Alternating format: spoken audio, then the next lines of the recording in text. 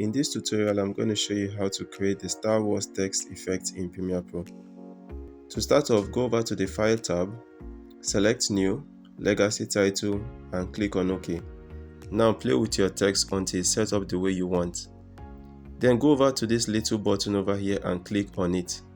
Select the Roll option and then check the Start of Screen and the End of Screen.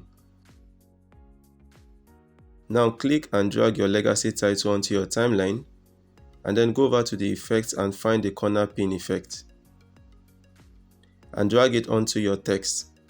Now under Effects Control, click on the corner pin and then you will see these blue circles appear on the top right and top left of your screen. Now click and drag them down until they look like the Star Wars effect.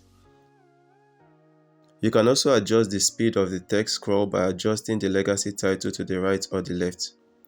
And that's it guys on how to create this Star Wars text effect in Premiere Pro.